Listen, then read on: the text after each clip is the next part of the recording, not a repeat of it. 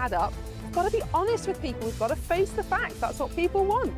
Well, that's what you get on GB News and on Britain's Newsroom. Lively debates, lively conversation. Britain deserves a newsroom that puts the facts and your voice first, and we're not afraid to hold power to account. And each other. So join me, Andrew Pearce. And me, Miriam Gates, for Britain's Newsroom, weekdays from 9:30 on GB News. The People's Channel, Britain's News Channel. At GB News, we love to hear from you, our loyal community. So drop us a line at gbnews.com/yoursay. There you can talk to each other and also to the presenters live on air. gbnews.com/yoursay, because GB News is your channel, Britain's news channel. Mornings don't have to be tiresome, especially if you have the right company. Wake up to news as it happens, opinion and debate, and of course, a little bit of entertainment too. Because when the kettle's on, we're on. That's Breakfast on GB News, a show worth waking up for.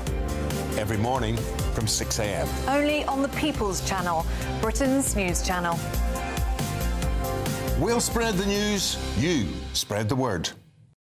Michelle Dewberry, this is Jubes & Co with you. Hello everyone, Patrick Christie is here. GB News, Britain's news channel. Access the stories that matter to you. Take the GB News family with you on any device. And as long as you have an internet connection, tune in to GB News anywhere on the planet or beyond. GB News, the People's Channel, Britain's news channel.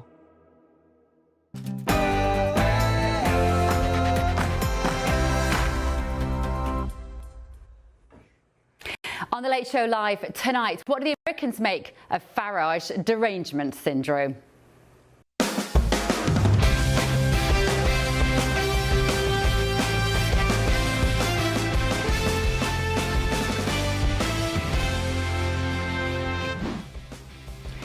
With me, Bev Turner, on The Late Show Live tonight.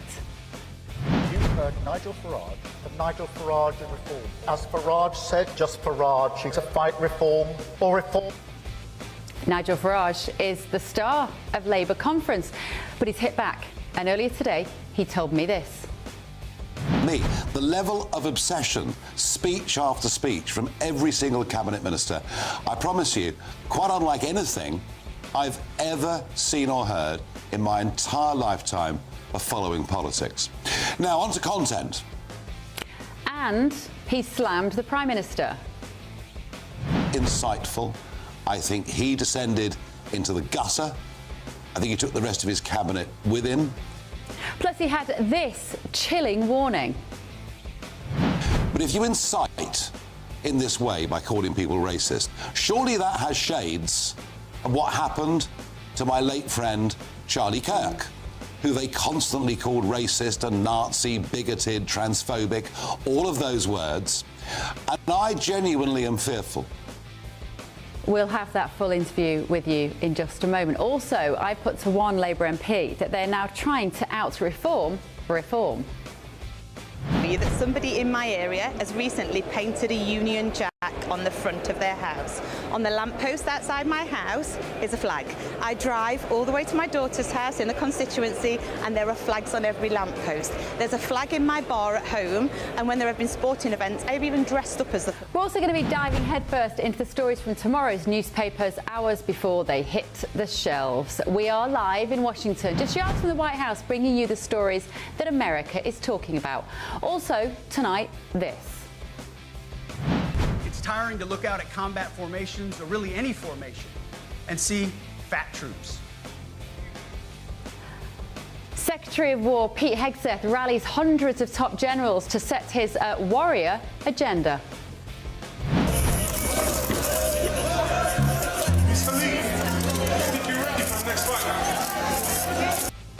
And that is the latest edition of Identity Politics. Find out who and why shortly. I'm Bev Turner, this is The Late Show Live, and your night is just getting started.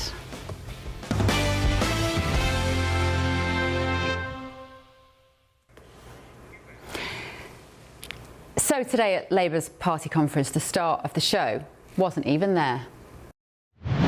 heard Nigel Farage of Nigel Farage and Reform. As Farage said, just Farage, to fight reform or reform and the...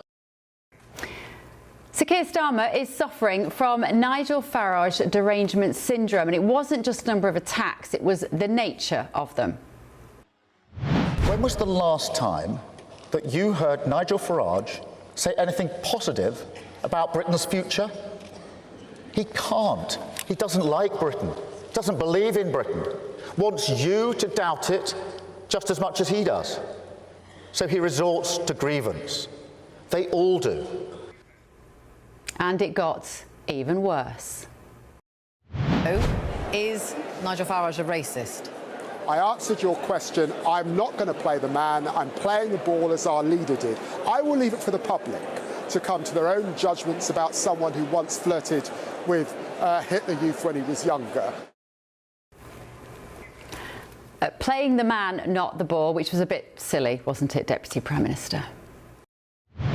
A few moments later. He has denied it, and so I accept that he has denied it, and I would like to clarify that position because in the end the Prime Minister was keen for us to focus on the policies, not the individual. So they can't even apologise properly, but it appears that we're back to the days of Brexit, the days of Donald Trump's first election win, because you see, nothing has been learnt. Calling your opposition, who addresses legitimate grievances and comes up with reasonable policies, a bigot just doesn't work. And worst of all, it seems, nothing has been learnt from the assassination of Charlie Kirk just weeks ago, who was routinely called a racist. Nigel Farage made that point in his interview to me, which we will get to in just a moment. Whoever came up with this tactic at Labour HQ is clearly out of touch and has a very short memory. They haven't even heeded their own party's words because, remember, that after the Be Kind left and apparently tolerant and empathetic Labour spent years attacking the Conservatives for being the nasty party, labelling them Tory scum. They're just as bad as them. Labour and Sir Keir Starmer may well rue this strategy come the next general election. But really the worst thing about today's speech is that no one will remember it for his policies and plans for the future of this country. And isn't that a tragedy? Isn't that telling of the calibre of politician and leader that this country is now burdened with? Let me know your thoughts. Visit gbnews.com/your say. As I said earlier today, I spoke to Nigel Farage, but first I put all of that to Labour MP for Bolsover, Natalie Fleet. Natalie, we've just heard Sir Keir Starmer's speech from Liverpool. He talks about the difference between decency and then went on to basically put a target on Nigel Farage's back, didn't he? There's a huge amount of fear actually amongst the Reform Party this afternoon based on what Keir Starmer has said and the fact that this was to some degree hatred from the Prime Minister. I didn't hear that. I heard hope. Honestly, we were talking about our vision for the country and how different things are going to be. In communities like mine, we've got 1 in 4 primary schools don't even have a library. That's ridiculous. When kids grow up in poverty, they haven't got access to books, they're not going to do as well. They need a government that can absolutely deliver for them, make life easier and make sure that the state can wrap their arms around them. There was so much good in that speech. Talking about more kids going to university, having apprentices, our youth guarantee. We're not going to leave young people out of work. We're going to make sure that they've got, the government will make sure that they've got a job guaranteed after 18 months of being unemployed. I heard so much hope, and my God, as a country, we need it. The sight of Labour waving flags and talking about owning the flag when only a matter of months ago it seemed that anybody that waved a flag was written off as far right by Keir Starmer. It's just not authentic, is it, though, Natalie? The British people see through that. So you are trying to out-reform reform, but it isn't authentic. So I don't want to give away where I live, but I do want to tell you that somebody in my area has recently painted a Union Jack on the front of their house. On the lamppost outside my house is a flag. I drive all the way to my daughter's house in the constituency and there are flags on every lamppost. There's a flag in my bar at home, and when there have been sporting events, I've even dressed up as the flag. To say that we're now jumping on a flag bandwagon is ridiculous. I think that you can be really, really proud of your area, your country, proud to be British. and also want to look after each other, support each other, have a strong community. These are Labour values, and I feel quite angry that it's ever been a thing that we aren't patriotic, because my God, we are. Come to my area, meet me, walk around my town, my constituency, you will see how patriotic we are. I see those flags and I see sympathy for people that are putting them up in absolute frustration. Recently, my relatives went on a march because they felt so strongly about illegal immigration. These aren't racist people. These are my friends and my family and people I have grown up with and care about. They are angry at the cost of hotel bills. They are angry at how many people are in their hotels and how long it's going to take us to get people out of them. The fact that we ever got in this situation is ridiculous, and it's thanks to 14 years of the Tories. I wish we could come in and say it's all done. We can't. It is taking time. There is no silver bullet. But I tell you, what Shabana Mahmood said yesterday on indefinite leave to remain, we will welcome you into our country with controlled migration, but we will make sure that you can speak English, that you work and that you volunteer in your community. These are Labour values. It's absolutely fantastic. That is what people who are on marches and are putting flags on lampposts want to see. They want to see controlled migration. They want to see that their young people can do better than they did. They want to see that they can get a house, that they can have a good job, they can pay taxes, and then they can have a good NHS as a result. That's what we've got to deliver on. Natalie, you've only been pushed to take that seriously, though, because of reform and the fact that they are so vastly ahead in the polls. It has forced Labour's arm to take that issue seriously, but we're still not seeing any boats stopping. We've got 1 in, 1 out, and 125 people came across on a boat only yesterday. It doesn't add up to the British public, and they're not stupid. You've got such a long way to go to convince them that that flag waving is anything other than, to quote Yvette Cooper, plastic patriotism. You know, people are angry about immigration, and as a result, they're using the flag. I think that we can absolutely use the flag and be proud of it, but I also know we've got to do something about immigration. We've had 35,000 people returned. We've got a deal with France, a border security commander, and now we're introducing digital ID. I don't want to walk around my villages and towns and wonder if people should be working here. I want to know that people are here that should be here, and when they are here and working, they are paying taxes. I don't think that this is a position we're pushed to because of any political party. I am here talking to you and your viewers right now because I believe this is the right thing to do. All right, Natalie, thank you so much for your time. Natalie Fleet there, much appreciated. So, after that, I actually asked her, do you know why people have Union Jack flags out? Do you know why people are doing that? And it's not because of Labour. They're doing it because they are infuriated by illegal migration into our country. We didn't show you that answer, unfortunately. But straight after that interview, I did speak to Reform UK leader Nigel Farage. Nigel, we're both still just digesting the Prime Minister's speech from Liverpool. I just spoke to Labour MP Natalie Fleet, who said she didn't hear hate, she heard hope for the country. What did you hear? I'm so sorry. It's difficult not to laugh when you hear a comment like that. What I heard was an entire Labour conference, especially today, totally dominated by the conversation about one individual. That individual not even being a member of the Labour Party, namely me. The level of obsession, speech after speech from every single cabinet minister, I promise you, quite unlike anything I've ever seen or heard in my entire lifetime of following politics. Now, on to content. I think that what the Prime Minister did today was insightful, genuinely insightful. I think he descended into the gutter. I think he took the rest of his cabinet with him. I think to constantly say that reform policies are racist, when frankly all we want to do is make sure that benefits are only paid to British citizens, not to foreign nationals. All we want to do are deport those who illegally come into our country across the English Channel. I mean, this is all we want to do. All we want to do is what normal countries do. Frankly, what Donald Trump got elected on in the United States of America.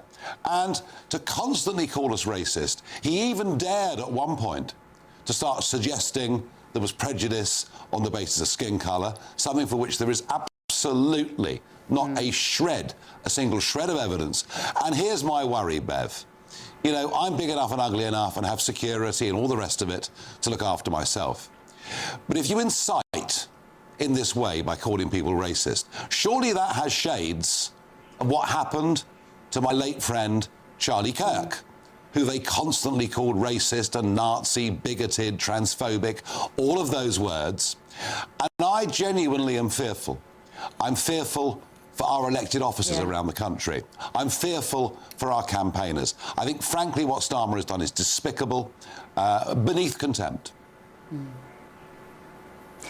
And he talks about this Britain for all, Nigel. I don't really know what that means.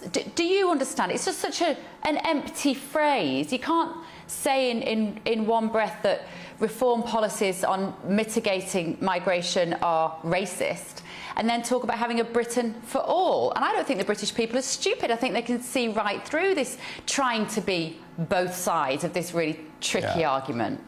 Well, it's incoherent, isn't it? Because on the day after he first called us racist on Sunday, his Home Secretary, Shabana Mahmood, laid out a policy on people coming into Britain that on the face of it wasn't dissimilar to what we'd said last week. So he's trying to play all ends against the middle. It is totally incoherent.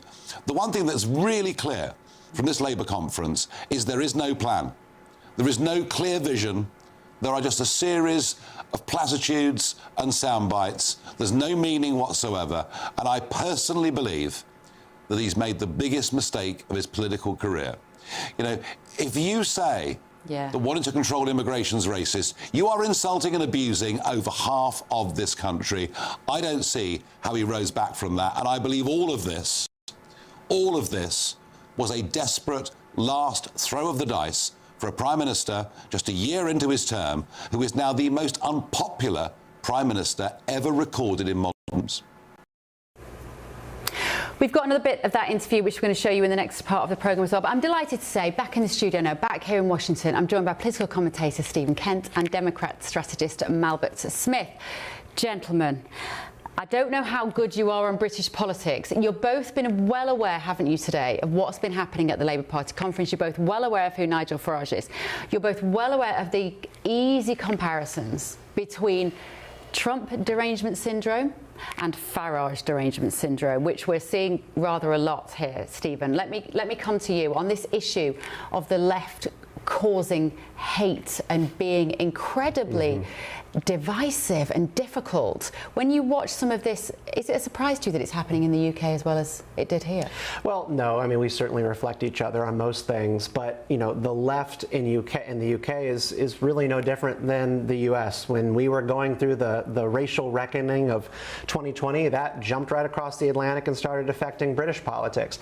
And it's just funny to watch Keir Starmer stand up in front of these people and say the words, Labour wants reform wants a competition of victimhood in the UK, immediately trying to borrow the language of someone like Nigel Farage and pretend that the left in the UK has not been promoting a victimhood culture, an apology for colonialism and all this kind of stuff. It's the same thing you see here. Democrats running from their own message. They have to tell us they're patriotic because you don't see it in their actions. Donald Trump hugs the flag. He literally hugs the American flag in almost a ridiculous, cartoonish fashion, but he does it because he actually likes America, and we show that in our actions. The left has a problem doing that. Mally, I don't know whether you saw, but all the crowd in the Labour Party conference had these little pathetic plastic flags today. You would never have seen that if this wave of patriotism hadn't crossed through the UK. Precisely because Nigel Farage is telling them it's okay to do so. Similar here? Well, I would say that there's always, with both parties in the UK and in America, an embrace of the flag. Obviously, conservatives on both sides of the Atlantic have been more flag-heavy in their messaging and flag-heavy in their hugging. Is that bad?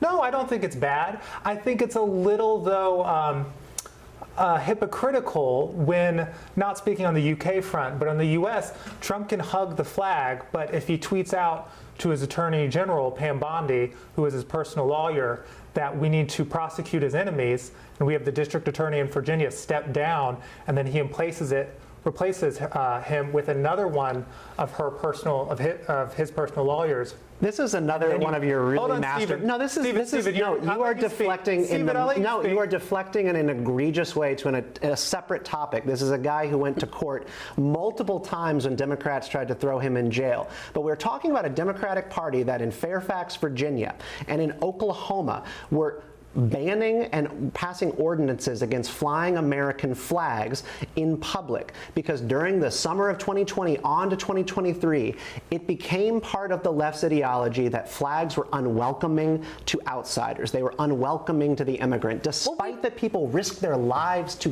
be here. The same goes for the UK. They've been having the same movement of love for the flag and flying it because people want to come to Britain. That's why they crossed the channel to do it. So I love the flag, but I also love the values that it stands for much more. And some of those values are not politicizing the DOJ, and to say that it's hypocritical. That's the Department of Justice for the British viewers. Yeah.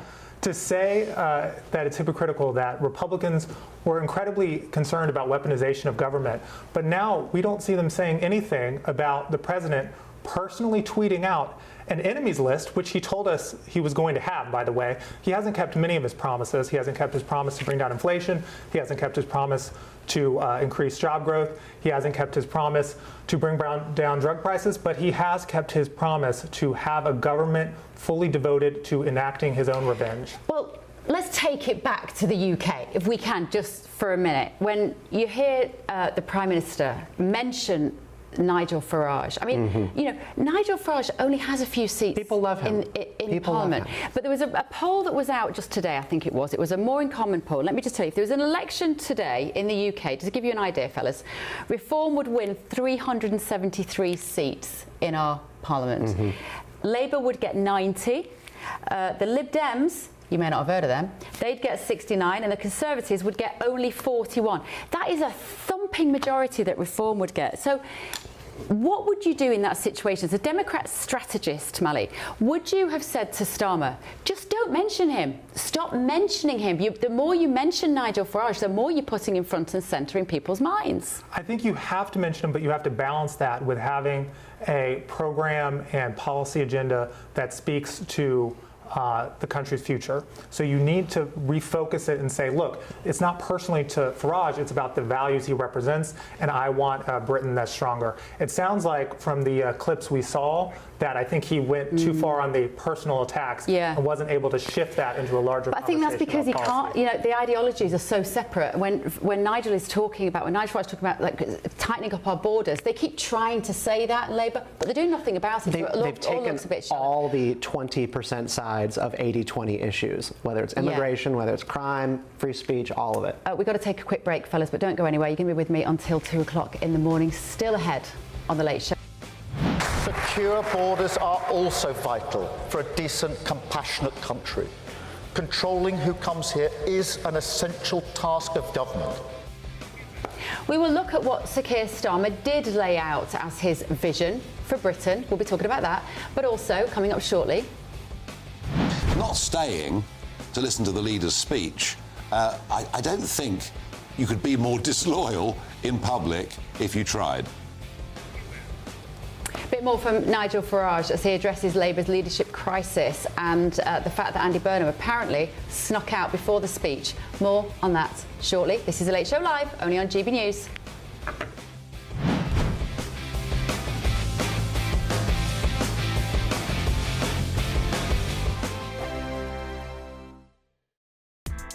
Join me, Nana Akwe, for an informative, interactive news programme with a difference. It's fun. No, he didn't say that, though. I'm so surprised. I think there's an element of truth to that. Join me from 3 p.m. every weekend, only on GB News, Britain's news channel. Hi, I'm Michelle Dewberry, and my show is your opportunity to cut through all the noise and dive in headfirst to some robust debates. Ideas clash. Situation, isn't it? Because the failure is... You're deliberately avoiding my point. Nothing's held back. And if you think this is the end of it, wait for more. And we do not shy away from the difficult stuff. Sometimes I want to shake people and say, if only you understood. So join me on Jubes & Co. weeknights at 6 p.m, only on GB News, Britain's news channel. Britain was once the envy of the world. But look around. A nation that no longer knows what it is or where it's going. A country that's broken. How do we fix Britain? How do we bring it back? Friday night with Matt Goodwin at 8 p.m. only on GB News. Mornings don't have to be tiresome, especially if you have the right company. Wake up to news as it happens, opinion and debate, and of course, a little bit of entertainment too. Because when the kettle's on, we're on. That's Breakfast on GB News, a show worth waking up for. Every morning from 6 a.m. Only on the People's Channel, Britain's news channel. We'll spread the news, you spread the word. From the school run to the home run, watch a new show for all of Britain. So he can say whatever he wants. A straight talking show where all voices are heard. And, you know, when are we going to stop talking about smashing the gangs and actually do it? With the stories that matter from every part of our country. There's a bit of a crash landing there for your Chancellor. Bold, fearless and standing up for you. That's me, Martin Daubney, 3 p.m. till 6 p.m. weekdays, here only on GB News. The People's Channel, Britain's news channel. In the GB Newsroom, we bring you the news as it happens. With our team of dedicated journalists across the UK, we're ready to keep you up to date with what's happening every half an hour, every single day. Bulletins here on GB News, the People's Channel, Britain's news channel. Westminster's full of talk, but out here, it's the real world. Am I allowed to talk now? No, that's it. This is where it matters, real people and real lives. That's what politics is all about. The fact has Trump made a good start? No. Straight answers, no spin, and just a couple of pints. How many fingers have I got up? About 10. So join me for Lee Anderson's Real World every Friday at 7 p.m. only on GB News. The People's Channel, Britain's news channel.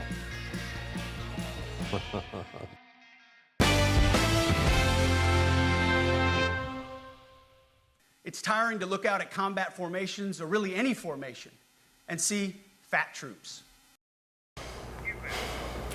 That was War Secretary Pete Hegseth laying out his standards in a speech to hundreds of top generals today. Welcome back to the Late Show Live. We're going to have more on that in just a minute. But first of all, the Prime Minister has set out his vision for Britain today. I'm sure you're aware of this by now. During his keynote speech at the Labour Party conference, here he was talking tough on migration.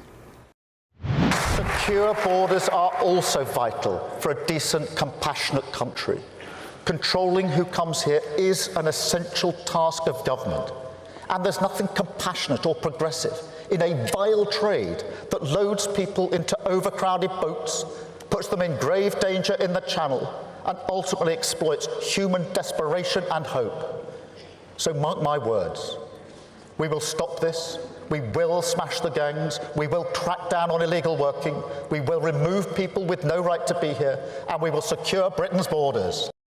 With me still in the studio are Republican commentator Stephen Kent, Democrat strategist Malbert Smith. I love doing this, guys, where we look at the British news and you bring your American perspective to it.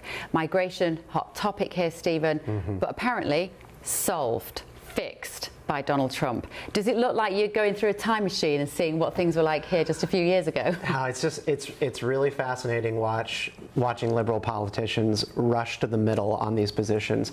Donald Trump, as sort of this avatar of the right-wing wave that has swept most of Western Europe, parts of South America and the US, he's often miscategorized as being a radically right-wing politician. He's not. He's actually one of the most moderate Republicans we have ever had. He runs towards the popular issues, and when he senses something is not working, not popular, he just runs the other way. It can be really frustrating to more ideological conservatives like myself who want him to take more consistently conservative positions, but that's not who he is.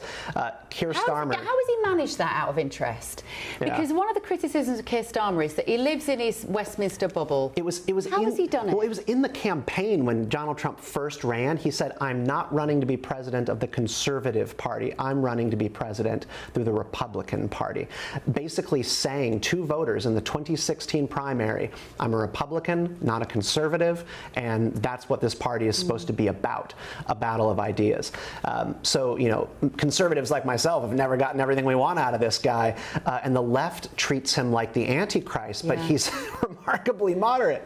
Yeah. Mali, is he remarkably moderate? I would say he's remarkably moderate on some positions, and he did break Republican orthodoxy on a host of issues. I think the way he was able to do that is in 2016 when he was running in the primary, since he was the pretty much lone candidate who had a very, extreme, strong position on immigration, he was able to earn the trust of the Republican base voter. So once he had that on that issue and the fact that the media attacked him, I think they were just willing to go with him when it came to moderating different issues, when it comes to taxes, when it comes to tariffs. I would say, though, I agreed with a lot of what Stephen said, but I would give a slight moderation there, which is there are some issues he really is attached to that aren't popular, that he doesn't seem to want to move from. The tariffs are broadly unpopular, but he does not want to move away from them because A, I think he sees it as a negotiating tool, and then B, I legitimately think he doesn't believe that American consumers pay the tariff. I think he really, no matter how many economists tell him that's the case, he thinks it comes from foreigners. He sees money coming in. There's a few sides to Donald Trump, aren't there? And we will go back to what Keir Starmer was saying, but I'm sure UK at home have talked about it a lot today. But there is a sense which Donald Trump is the TV guy, and he's thinking about all the time about how things play out on the screen. He's the businessman, and he's thinking about tariffs of bringing in revenue. He's the property developer. That comes out a lot in what he talks about. But he's also the politician. But what's also fascinating is what Keir Starmer can't get right. He's also a rich kid. He grew up, he had a privileged life. How can he relate to a normal, everyday working person? Because he knows that life is about the fight and about the struggle. He is a Teddy Roosevelt, one of our early 20th century presidents kind of figure. He relishes in that. And I think he understands that a lot of his voters and everyday Americans, they also are really interested in that, trying to muscle through their problems, overcome their obstacles. And that's what Donald Trump is all about. The tariffs, I think, is a great example, and Mali is absolutely right. He is married to that issue, and I think it is because he likes the look of having other countries in a headlock to give them a noogie. It is a brilliant negotiating tool, though, isn't it? It is a brilliant negotiating tool. By the way, do you know what Keir Starmer's father did for a living? I don't. He was a theatre, a thespian. Okay. I'm going to leave you hanging on that one. Only the viewers at home will know why that's so funny. But anyway, I will tell you in just a minute. Here was Keir Starmer talking earlier today about Britain's economy.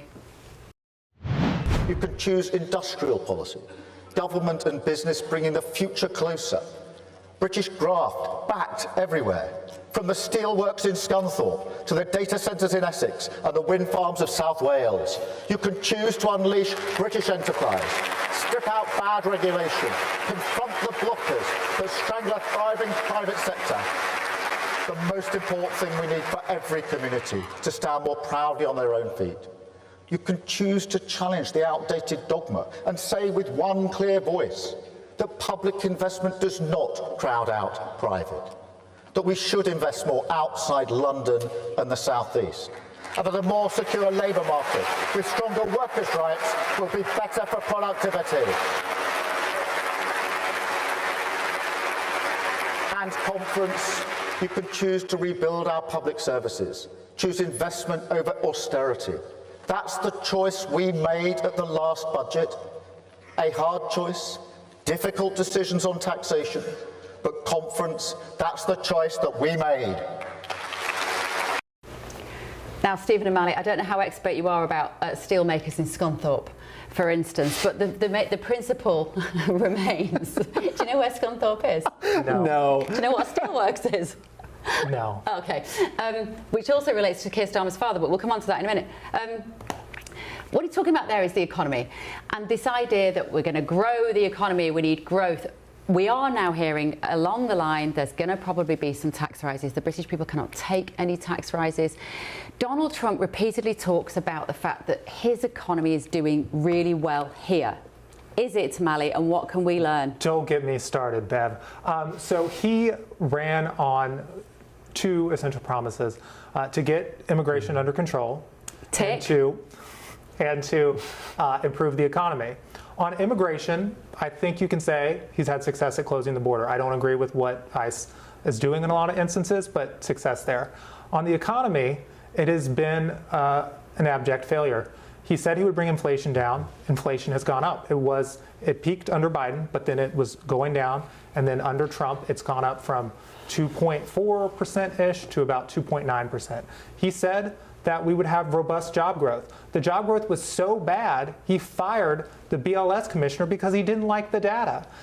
Consumer confidence is down, and now he is going to shut down the government instead of negotiate with Democrats and make sure that 22 million Americans' health care doesn't rise, because he will not extend the ACA tax credits to help them afford insurance.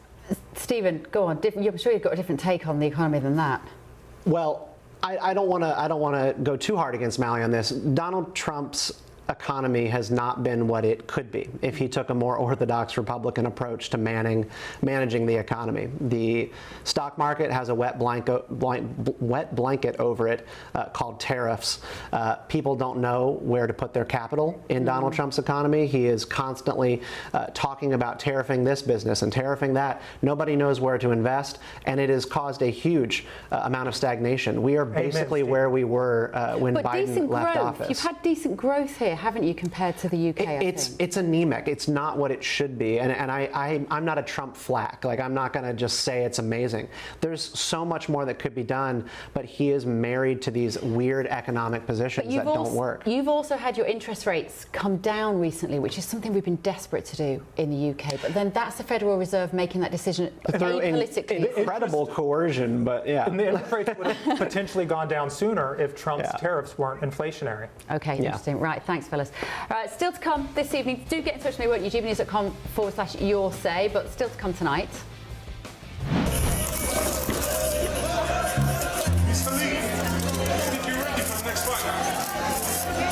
Yeah. Do you remember them? That is Olympic boxing champion, the controversial Imane Khelif. They were banned over gender rules. They're now fronting a major beauty campaign. Do you find that aspirational, ladies? First of all, though, The Telegraph is leading with "I will not surrender our flag." The Prime Minister making appeals to working class voters as he shuns reform. And he labels Farage a snake oil salesman. We're going to be discussing that in just a minute. This is The Late Show Live, only on GB News.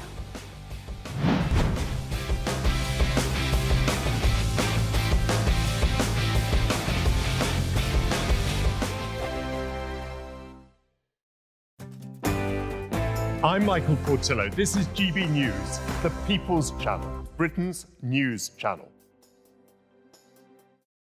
Westminster, the ultimate clique. And you're fighting like rats in a sack. But here on the Camilla Tominey Show, we ask the questions the establishment media is too scared to ask. OK, let me ask you a straight question, because I know you're a straight-talking politician. Whether it's net zero, illegal immigration or law and order, nothing is off limits. You had the power then.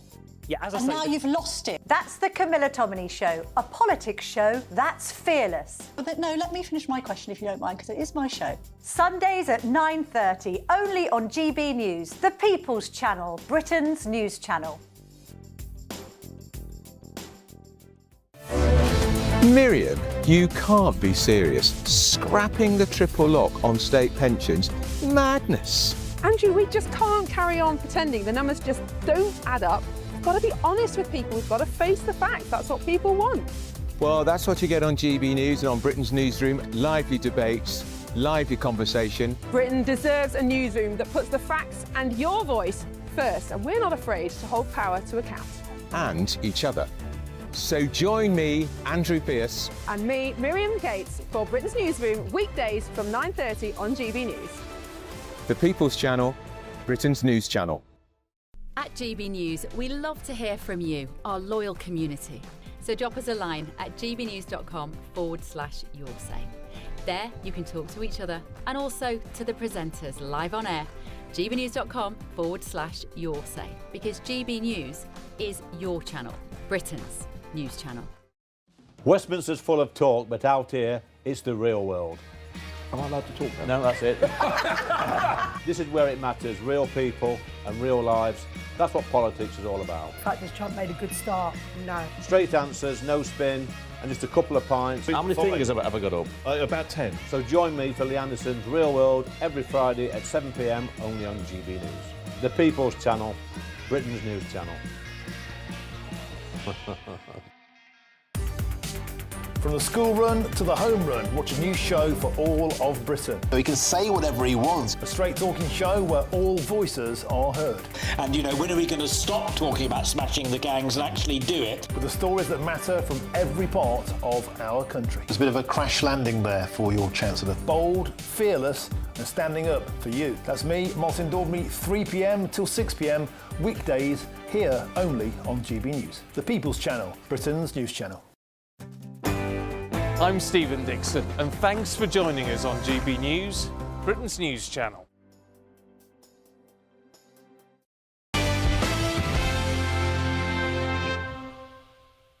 I mean, we must be doing very well, mustn't we? You know, you only start getting heavy flak when you get near the target.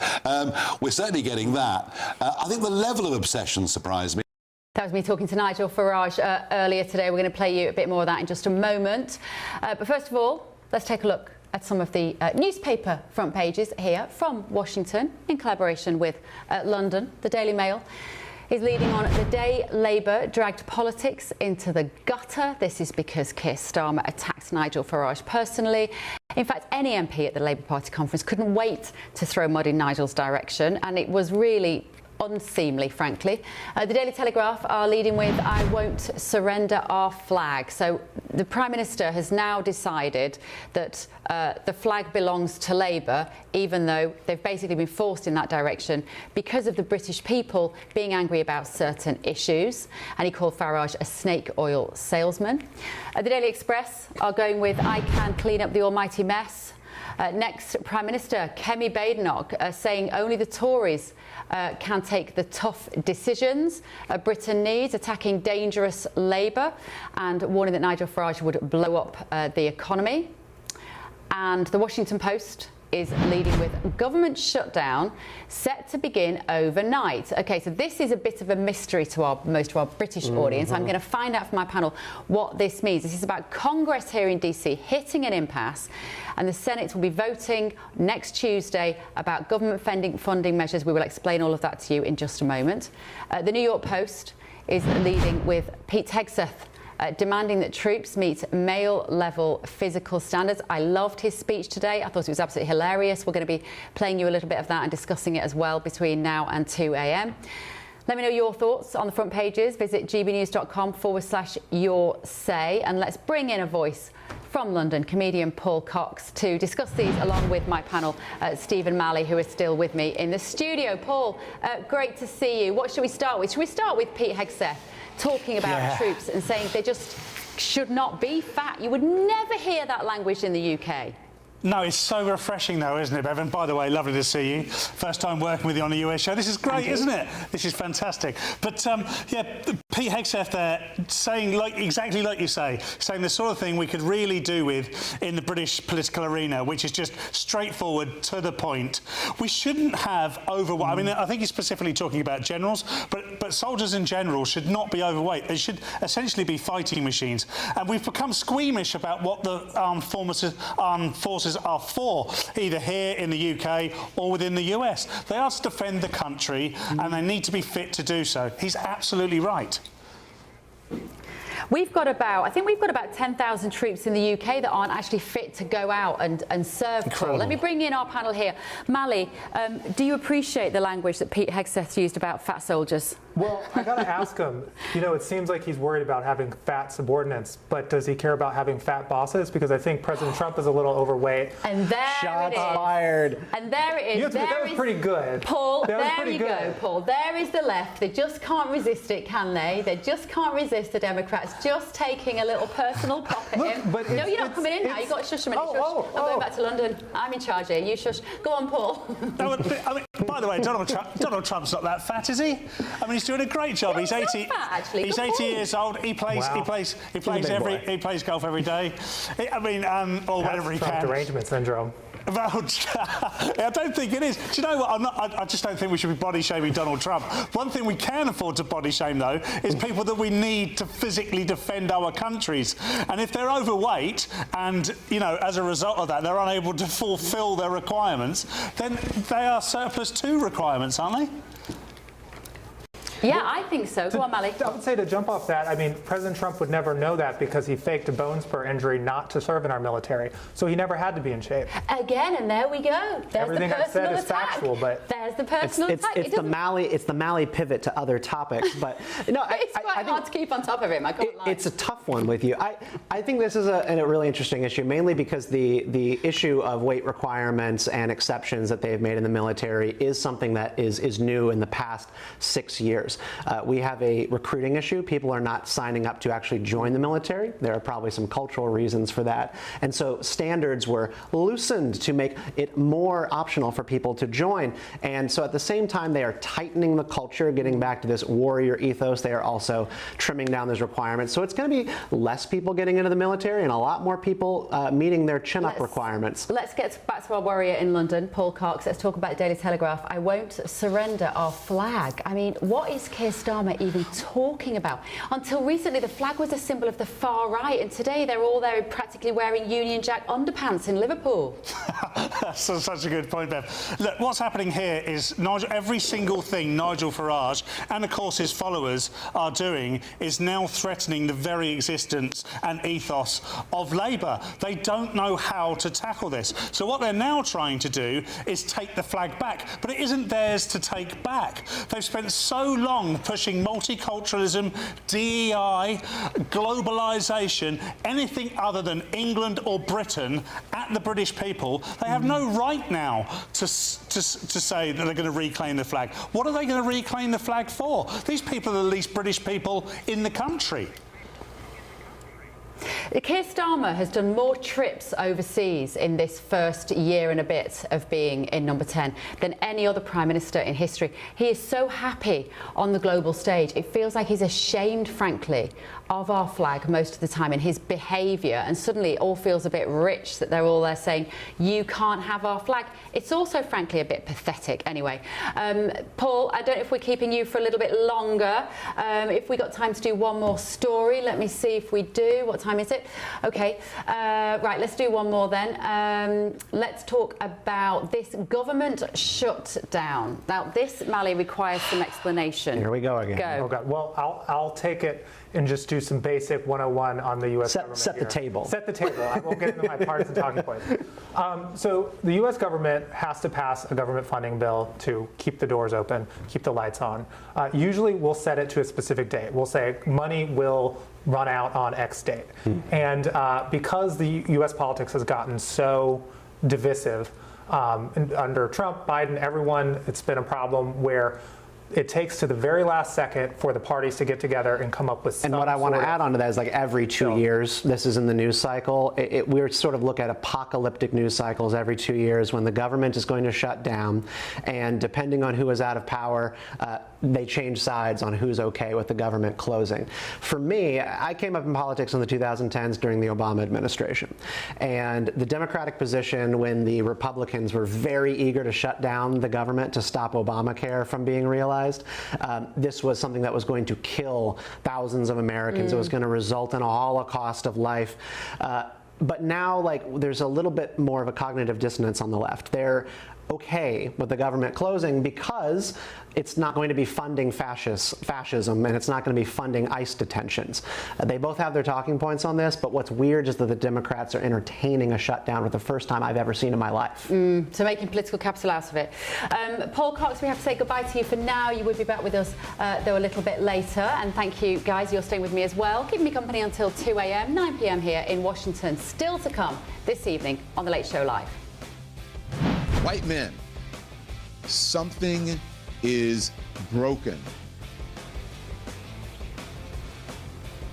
That was former CNN presenter Don Lemon lashing out in a podcast rant saying white men are broken. He's blaming them, possibly you at home, for mass violence in the US. It's received a bit of a backlash. This is The Late Show Live, only on GB News. It's all your fault, you two. All your fault, white men. See you in a minute.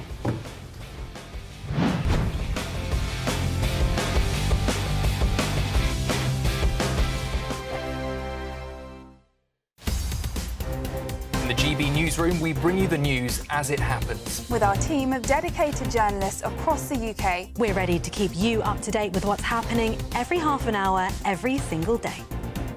Bulletins here on GB News, the People's Channel, Britain's news channel.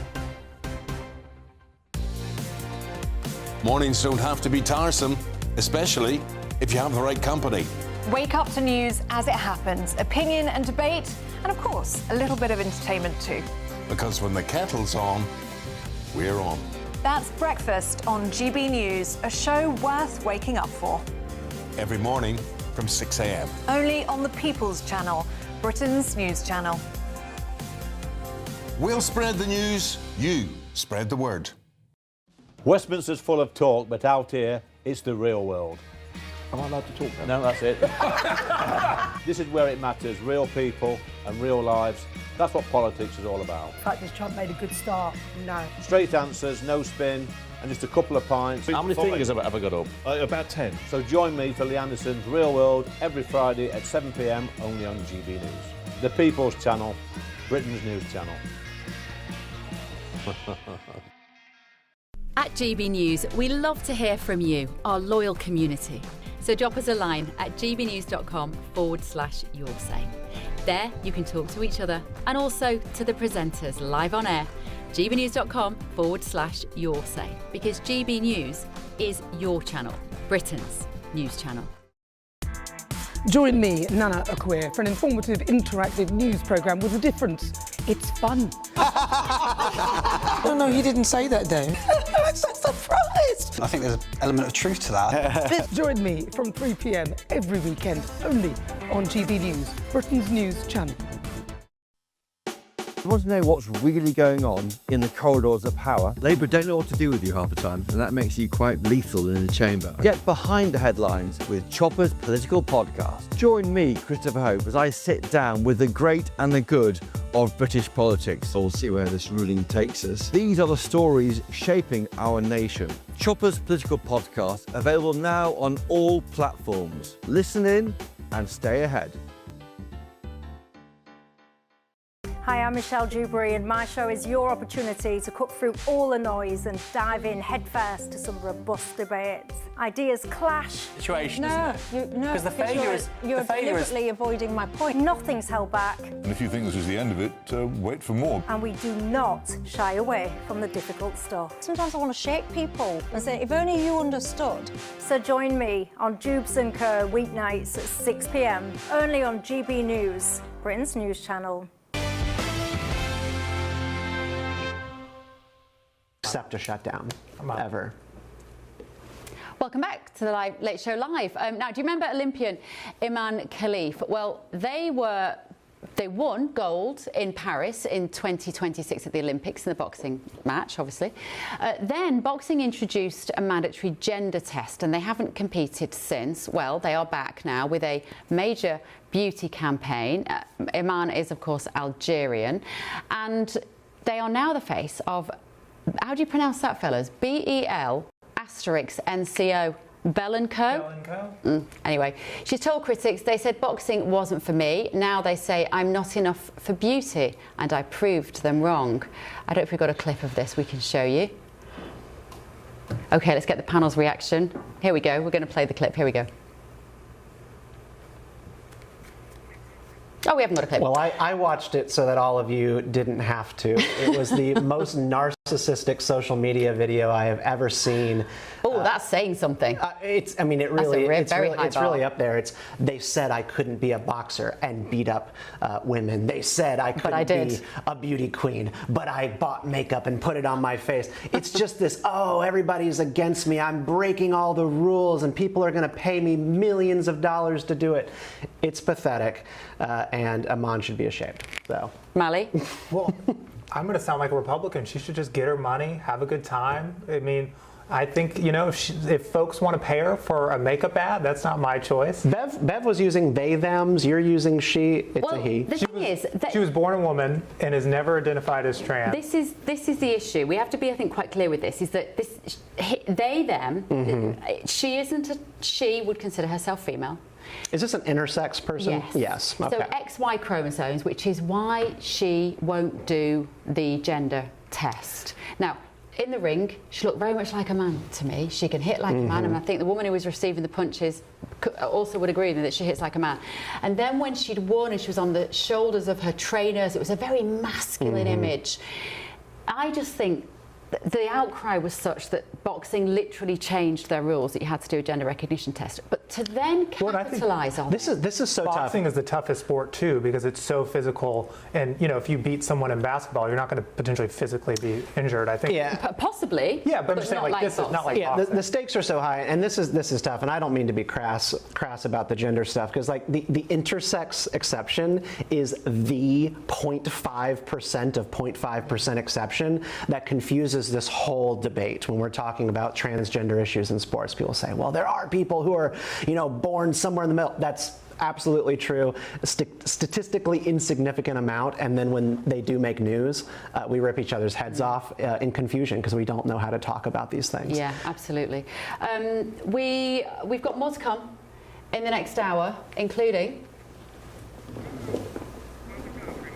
No, sorry. Okay. I'm going to throw something, but I don't know what it is.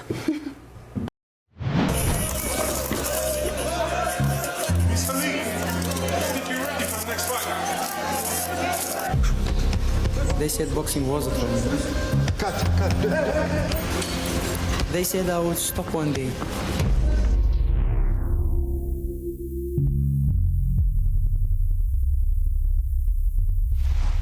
They said I was too much for the ring. Now they say I'm not enough for beauty. So I proved them wrong. So there we go. So that is exactly what we were talking about. And as you say, Stephen, incredibly narcissistic. And I'm deeply uncomfortable with that. You know how many people were upset by that victory. It's utterly shameless. It's just not fair. It's a basic question of fairness. I'm going to use the words of Gavin Newsom when he was having his podcast conversation with Charlie Kirk about this issue. We need to be able to draw basic distinctions when it comes to our sporting events for men and for women, especially ones where you're talking about people getting clobbered and getting knocked out. This is not a game. I know that people think it is, but this is not a game. This is actually a matter of safety and fairness. Yeah, I think it is. Do you agree when it comes to sport that there should be no take the popular position, Mally? You can do it. I think that when it comes to K through 12 sports, what does that mean? Elementary school up before you go to college. Okay. University, high school, university as they call it in the UK. They should be able to participate in sports as long as it doesn't physically endanger other folks. I think when it comes to professional sporting associations, they should make their own rules. Really? So you think that girls at school should be robbed of that moment of crossing the line and getting their gold medal because a confused bloke wants to beat them? I think that kids who are trans in K through 12 schools who are at a disproportionate rate of suicide and also getting bullied should have the ability to participate in sports and activities. If there is a safety issue, I do think that is a concern. Everybody thinks they should participate in activities. It's which side and which field they should be playing on. And for you to still stake out this position that biological boys with their muscle mass, their bone density, their height, and their power are going to be competing against females in high school is just outrageous. You are supposed to be helping take the Democratic Party towards victory in future elections, and you're talking like it's 2021.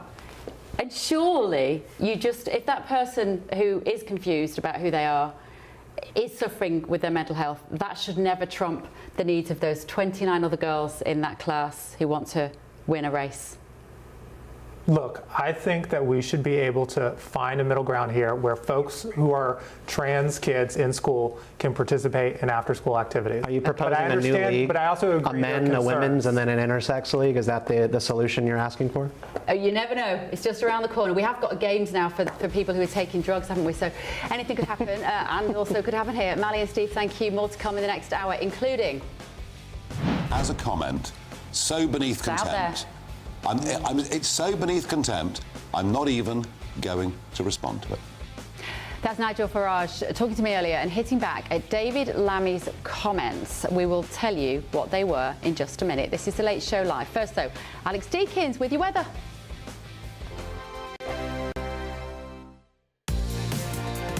Mornings don't have to be tiresome, especially if you have the right company.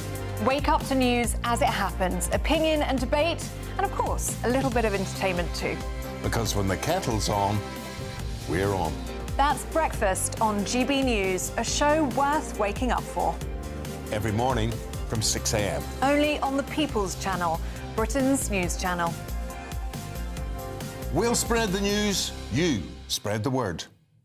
Hi, I'm Michelle Dewberry, and my show is your opportunity to cut through all the noise and dive in headfirst to some robust debates. Ideas clash. Situation, No, isn't it? no, Because the failure is you're deliberately avoiding my point. Nothing's held back, And if you think this is the end of it, wait for more. and we do not shy away from the difficult stuff. Sometimes I want to shake people and say, if only you understood. So join me on Jubes and Kerr weeknights at 6 p.m. only on GB News, Britain's news channel. Join me, Nana Akwe, for an informative, interactive news programme with a difference. It's fun.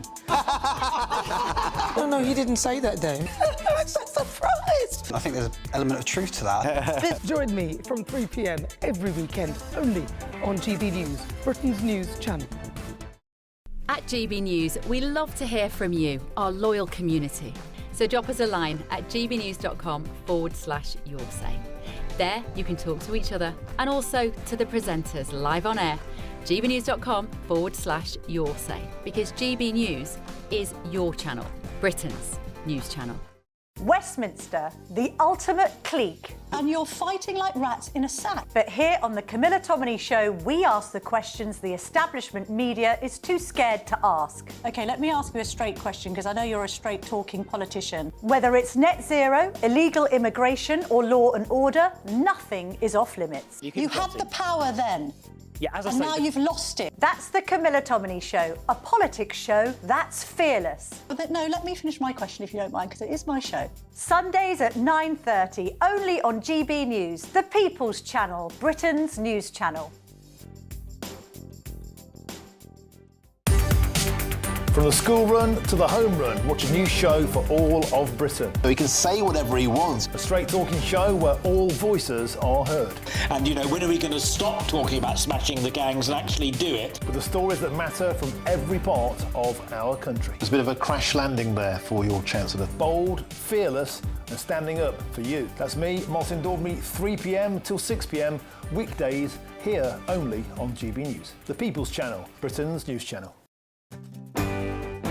I'm Tom Harwood. This is GB News, Britain's news channel.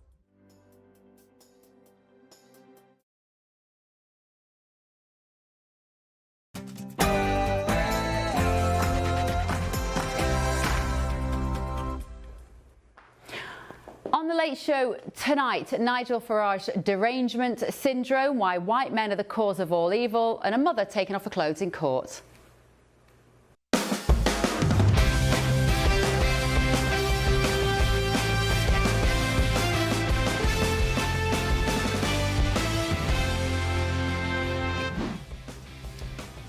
On The Late Show live with me, Bev, tonight. You've heard Nigel Farage of Nigel Farage and Reform. As Farage said, just Farage, to fight reform or reform and the... Well, guess who is a star of the Labour conference? Nigel Farage, of course, but he's hit back, understandably, and he told me this. The level of obsession, speech after speech from every single cabinet minister, I promise you, quite unlike anything I've ever seen or heard in my entire lifetime of following politics. Now, on to content. At the end of his tether, he said this about the Prime Minister. Insightful. I think he descended into the gutter. I think he took the rest of his cabinet with him. This chilling warning. But if you incite in this way by calling people racist, surely that has shades of what happened to my late friend Charlie Kirk, who they constantly called racist and Nazi, bigoted, transphobic, all of those words. And I genuinely am fearful. We'll have more of that interview in just a moment. Also, I put to one Labour MP today that they are simply trying to out-reform reform. That somebody in my area has recently painted a Union Jack on the front of their house. On the lamppost outside my house is a flag. I drive all the way to my daughter's house in the constituency and there are flags on every lamppost. There's a flag in my bar at home, and when there have been sporting events, I've even dressed up as the flag. She likes flags. We get it. She's even dressed up as a flag. What does that tell you? We're going to be looking at all the front pages of the papers as well before they hit the shelves. We are live in Washington. We're just yards from the White House. It's just down the road. That's Donald Trump tucked up in bed. We're going to bring you all the stories that America is talking about as well, including... It's tiring to look out at combat formations, or really any formation, and see fat troops. Unprecedented. Secretary of War Pete Hegseth rallied hundreds of top generals to set his warrior agenda, and he did not hold back. I'm Bev Turner. This is The Late Show Live. Welcome to the second hour, where the stories get hotter, the pace gets faster, the brakes have been dropped. Don't go anywhere.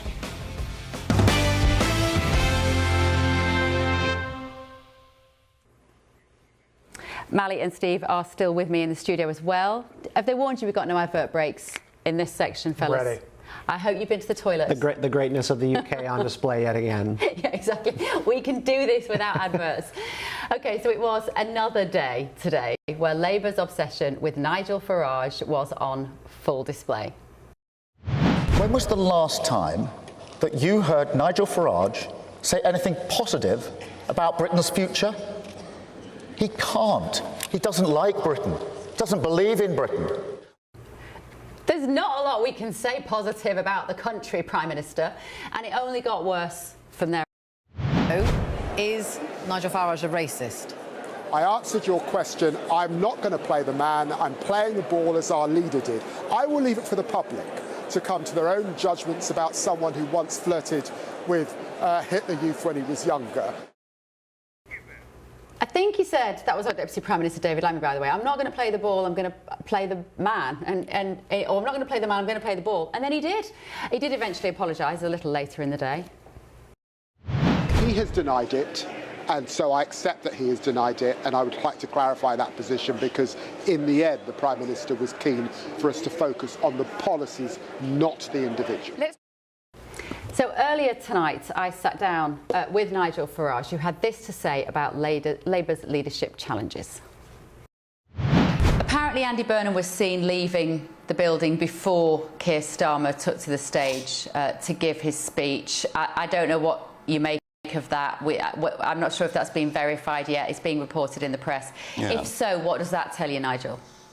I thought what was really interesting was Andy Burnham yesterday speaking about ID cards, saying that in 2005, when it was part of the Blair agenda, he supported ID cards.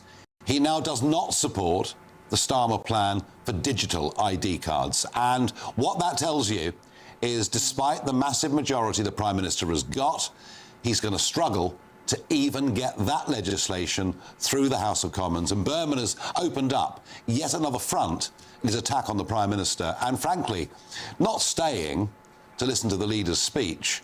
I don't think you could be more disloyal in public if you tried. Yeah. David Lammy obviously uttering this extraordinary phrase about you flirting with Hitler Youth when you were younger. I was slightly gobsmacked by that allegation. I think that goes so far towards inciting hate against you. How do you feel about that on a personal level? Well, he withdrew it afterwards, but you know what? It is, as a comment, so beneath contempt. It's so beneath contempt, I'm not even going to respond to it. Yeah. There is, of course, within this, Nigel, there's a sense that there is a compliment embedded within this horrible storm of allegation and accusation. The compliment being that they are frightened of you. They are frightened of reform. They know what they're up against. Today, when you sit here at the end of this conference, is there any sense in which you are feeling flattered? Because you've been through, like you say, so much in the last 25 years. You've had all sorts of sticks and stones thrown at you. But do you feel it's gone further than that this time? Yeah, I mean, we must be doing very well, mustn't we? You know, you only start getting heavy flak when you get near the target. We're certainly getting that. I think the level of obsession surprised me, but the one thing that cheered me up no end was the Mac cartoon in today's Daily Telegraph. And it was two delegates leaving the Labour conference and one saying to the other, next year, let's go to the Reform conference. At least they don't talk about Nigel Farage all the time. And I thought that was really very amusing and summed up the whole thing. Yeah, no, look, we're doing very, very well. We're in the lead, but rather than try and take us on our policies, there was no attempt at that, apart from lies that we got from the Health Secretary and others. Rather than trying to take us on policies, they've decided to go for abuse. They've decided to go for the gutter. And I think fair-minded people in this country, when they spend a bit of time and look at this, won't like it, and it will bar on them very badly indeed. Yeah. OK, thank you so much, Nigel, for giving us your time this afternoon. Thank you. Apologies for the slight delay in that interview there with Nigel from earlier today, but I'm just going to explain to my guests what all the furore was about, because it wasn't actually in there, but our Deputy Prime Minister, David Lammy, accused Nigel of flirting with Hitler Youth in his young... Apparently when he was a schoolboy singing Hitler Youth songs on the school grounds, which Nigel Farage completely dismisses. There's no way for us to know whether or not this is true or completely made up out of whole cloth. All I can think of is Johnny Rotten and the Sex Pistols wearing actual swastikas on their shirt in the 1970s. To piss off old people, because there was nothing that you could do to make older people mad in the 60s and 70s than play around with Nazi imagery. Like, either way, this doesn't matter. It doesn't matter at all. And they can't actually beat this guy in debate on the issues. They take every unpopular position possible against the British people, and they have nothing left except to smear people for putting up the British flag and for trying to oust Keir Starmer. Yeah. Right, I'm just looking at some of your messages here. Nick says Lammy needs arresting, detaining and imprisoning for his innuendo. It's funny you should say that, Nick, because the left have clamped down so hard on what they deem sort of non-crime hate incidents, these speech infringements where people saying something awful. Well, you know, to Mr. Parsons' point, we could imprison him if he were to post an anti-Hamas meme, which I hear a British man was arrested just today for posting memes things about Hamas on social media, so maybe if he did that. It happens a lot, and we do keep seeing that. Keep your messages coming in, won't you? We are reading them. I'm going to also just bring in a guest now, Mark J. Finlay. Mark is based here in America, but I believe is a proud Northern Irish man. He advises members of the Congress and has been at the centre of US and UK geopolitics for over 10 years. Great to see you, Mark. Thank you so much for joining me. So you watched from America, you watched this speech of Keir Starmer today. So what did you make of it? Because you bring this very interesting perspective to it. Well, it's very interesting you say that I watched it. I did, with a little difficulty, because it really wasn't reported here in the United States at all. And I've looked at a number of the channels, and it's as if the event didn't happen, whereas there was a lot of coverage of our Secretary of War at Quantico addressing the generals who were all dutifully gathered in front of him. But I certainly was surprised at some of the rhetoric and the tone about the speech that I watched. And I have to say, I would balance that with saying I was pleasantly surprised at the Prime Minister's demeanor and performance. It wasn't what I was expecting from him. He clearly doesn't feel comfortable in that type of environment. But immediately afterwards, his party colleagues were coming to say what a great job he'd done. And I heard Rachel Reeves, for example, to pick up on the point about Nigel Farage. And I think she said it was worse than racism. It was immoral. And so a number of them made comments like that. So they're kind of doubling down on their attack on Farage. And of course, Keir Starmer joked and said, he referred to the Tory party and said, "Do you remember them?" And, you know, so he didn't mention Kemi Badenoch by name. It was all about Keir Starmer. But that very much surely doesn't do the reform any harm, because when you're attacking reform, you're also attacking the people who like reform, and they're just going to become even more entrenched in wanting to vote for their local Reform MP come the next election, Mark. Surely, if you were advising Labour, isn't it just classier just not to mention them? That's right. And, you know, we've seen President Trump, you know, made an art form out of referring to people in a negative way, often giving them a nickname or a title.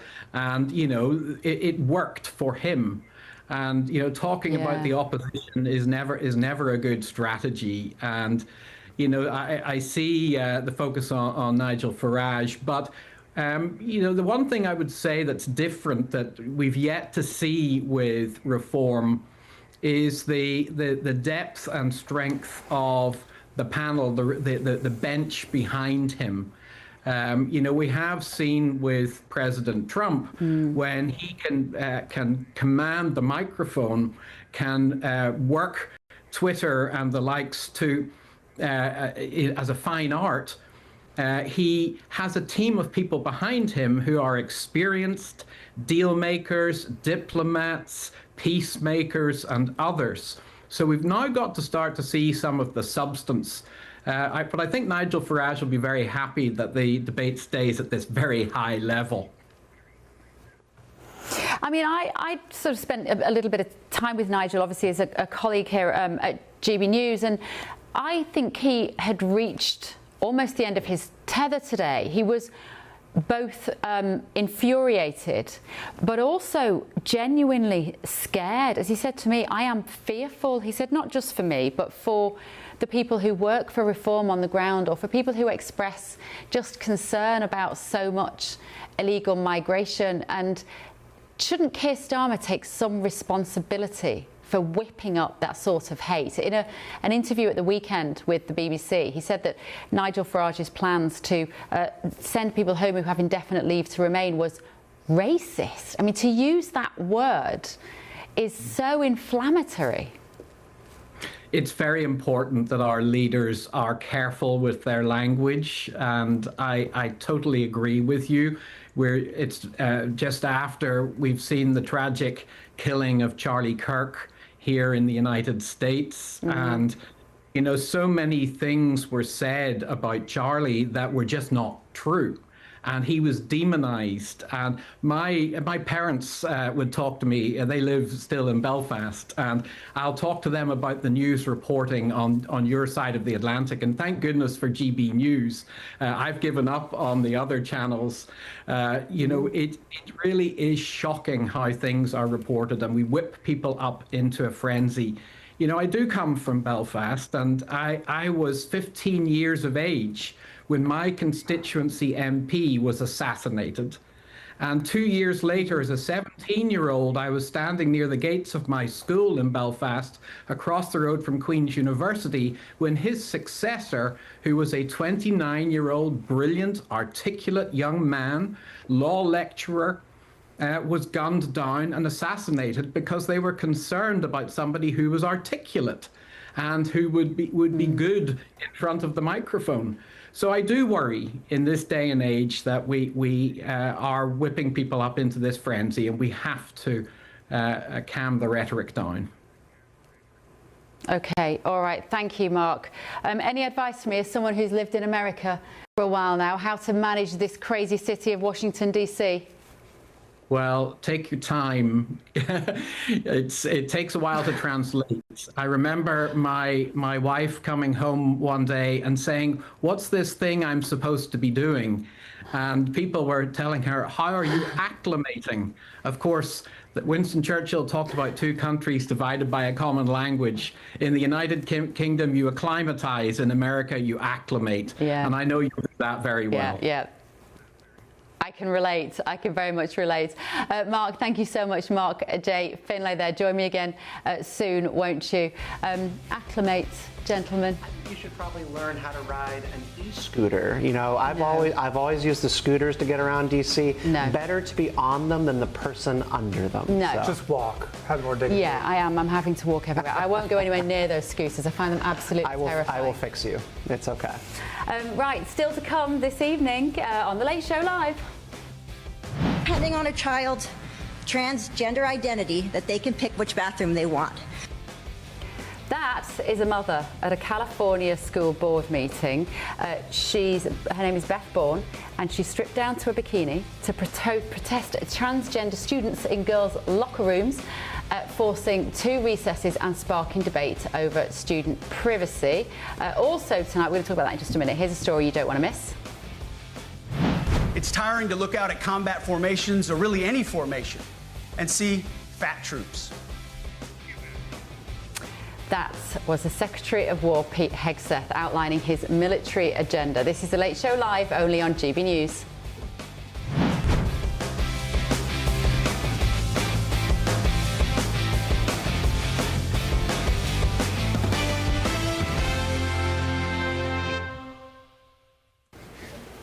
So, Secretary of War, Pete Hegseth, used to be a Fox News presenter before he became an MP at the last, not an MP, a politician at the last election.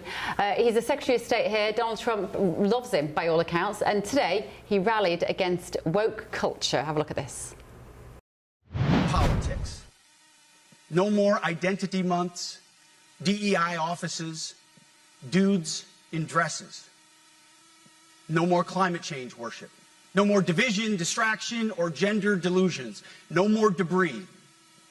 As I've said before, and will say again, we are done with that. I've made it my mission to uproot the obvious distractions that made us less capable and less lethal. That said, the War Department requires the next step. Underneath the woke garbage is a deeper problem, and a more important problem that we are fixing, and fixing fast. Common sense is back at the White House. Marley Smith, he's a brave man, because that is a room of very tough men there, and he did not hold back. He could have offended a number of people there. Well, he could have. I mean, it was beautiful MAGA spoken word poetry. He hit, all of the words that the MAGA base likes. But it's interesting to hear him talk about qualifications. He is the least qualified Secretary of Defense or Secretary of War. And here we go. Here we go again with the personal attack. What do you think about his remarks? He is a hire. What do you think about the Fox speech? News, he is a hire. Well, he talked about lowering standards. President Trump lowered standards by picking him, and we saw it immediately once he got into power and put war plans on signal. He is profoundly unqualified, and he is politicizing our military. You even had President Trump say that he wants to use American cities as training grounds. He's a veteran, and he chaired Concerned Veterans for America, and then he committed the crime of being a TV news commentator, and now he is the Secretary of War. Financially mismanaged and had sexual assault allegations. This speech represented a huge turning point for the culture of the Pentagon. We currently have a DOD where inside there is a Association of LGBT Employees Alliance. We have people forming little unions and clubs and get-togethers inside our military hierarchy to get together and discuss their sexual identity, their gender confusion, their likes and their dislikes, instead of just focusing on the matter of American national security. One of the things that I've been looking at the most is how the military sets sort of like a trickle-down effect to other organizations throughout the United States. So our state guardsmen who manage like Florida, North Carolina, every individual state, their standards have loosened as well from the National Guard perspective, all the way down to Boy Scouts, where I'm involved. Boy Scouts, of course, brought in girls a couple of years ago, but they also loosened all of their uniform standards and their focus on skills-based training, and introduced DEI merit badge focus to our organization. Like the military military is the standard bearer. And I love seeing Pete Hegseth come in and say, no more nonsense. We are going to focus on real issues. I'd like to hear what the real issues are from him. Well, let's bring in a former British military spokesman and geopolitical defence commentator, Mike Shearer, to contribute to this from a British perspective. Mike, do we have too many fat troops who aren't fit for action? And would it help if somebody came out, if our Defence Secretary came out and said, you lot, you're not fit for the job, you need to get down the gym, we're going to test you twice a year, and if you don't come up to the standard, you've got to sling your hook. Quite like it. I have to tell you, Hegseth, as far as I'm concerned, was spot on. There has been this political correctness creep really over the last 30 years that has got in the way of good soldiering. And let's not forget, the first call of any government is the protection of its people, the protection of its nation. And you cannot do that with unfit military, malaligned individuals. You need a cohesive fighting force that is fit for purpose. And I think that Hegseth set that out really very well today.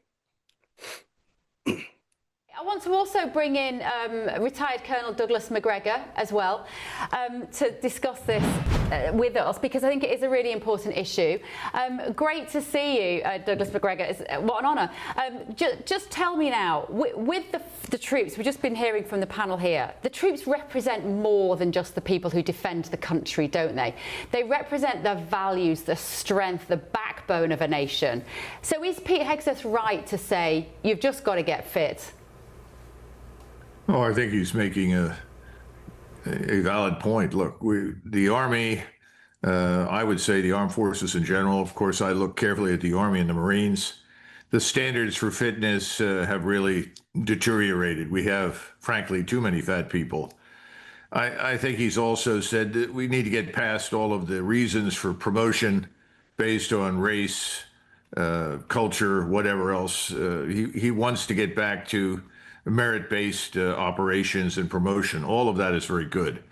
The only problem I had with any of this is I'm not sure that we needed to bring 800 general officers and admirals from all over the world into an auditorium to hear this.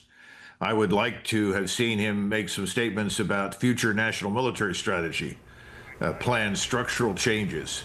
It would have been nice if he announced the retirement of large numbers of 4-stars. I think that would have been very healthy. I mean, you're talking about something that is desperately needed. There's no question about that. But I don't think he had to fill that auditorium with 800 flag officers to do it. Well, you're a man known for your common sense, if you don't mind me saying so. But Mike, from a British perspective, could you imagine a situation in which our troops are brought into a room and it's suddenly all about the performance, the theatre, the style? It's a very kind of American approach to these things. I just don't think we'd get that in the UK. Well, we wouldn't get it like that. We do things slightly different. But look, what he got was an effect. Everybody has sat up and paid attention. And I'm quite certain that the MOD here back in the UK will be paying attention. You know, that old adage, when America sneezes, the UK catch a cold. And I just hope that we recalibrate quite quickly. I mean, if you look at the state of our own military right now, and these are political issues for the most part, you know, we don't have enough soldiers to fill our national football stadium. So, you know, the soldiering bit is one part that the soldiers can fix, but there has to be political will. And I think, in all fairness, that Donald Trump and Hegseth, they have laid out their stall. They're going to provide the money. They're going to provide the ammunition, the equipment. It's now up to the military to get themselves into a proper shape in which to operate it. Colonel McGregor, when you hear that about the UK, that we don't have enough troops to, or just about to fill a football stadium, what's your professional assessment of how we've managed to get ourselves into that situation? Well, I think you've had on the strategic level a number of really bad decisions over the last several years. You're not unique, by the way, so have we. We've invested in this large surface fleet in the Navy, which is of very dubious value. Submarines are going to rule the rest of the world, rule the world's oceans, not surface fleets. You know, in the United States Navy, and I worked for the Secretary of the Navy, we have an expression. There are two classes of ships. There are submarines and targets. That's where we are. Now, if you add to that all the precision strike weapons, everything has to change. But there's something else that I'll just tell you from personal experience. I was in Scotland as a boy, and I got into an elevator in Edinburgh, and the gentleman who was in the elevator with me engaged me in conversation. Perhaps he thought I was older than I was because I was tall for my age. And he made the comment to me, he said, you know, when I was a young man, if you weren't a Gordon, you weren't a man. And I found that very interesting. Now, today, you would never hear anybody say something like that in Great Britain. I think the British Army, and our Army as well, has lost the toughness, the edge, the fighting discipline that it once had. The Russians have it, by the way. Their army, in this sense, is excellent. Don't believe the nonsense that your media tells you in Britain. I wouldn't want to take the Russians on, and they have broken the code on future warfare, certainly on land. We need a lot of toughening up. Is Hegseth the man to do that? I don't know how seriously he's taken for the reasons that one of your commentators outlined earlier. We'll have to see. But the message is good. There's no question about it. I was just looking for something a little more insightful on the strategic level from the Secretary of Defense, or War as he calls it now, when he's talking to general officers. Yeah, what do you make of that, Mike? The fact that Donald Trump has changed the name of that role, rather than the Secretary of Defense, he's now the Secretary of War, because the logic being that America doesn't defend itself, America attacks. Was it a change worth making? Is it a powerful statement? Well, I must, again, I kind of like that. I mean, our old War Office in Whitehall is now a hotel. But I do like the inference. Words do matter. And, you know, if you are the Ministry of Defense, as we have in the UK, it is setting out your stall to defend yourself. But that has got to be the base level of what you're doing. You should be preparing for war. That old adage, if you want peace, prepare for war. And of course, again, we're back to the politics. That costs money. Now, the gift that America has, it would appear that the administration are throwing money at it. Not so back here in the UK. We speak quite well about it, but we're not throwing any money at it. I think we're looking out to 5% GDP in over 10 years' time, out to 2030, I believe it is. So, you know, we've got to get serious with these things. I like everything that he said today. I liked, although I do take the point that if you've got your Secretary of State for War on his haunches speaking to generals and admirals, I agree there should have been a bit more of strategic thinking about wider plans going forward. Yeah.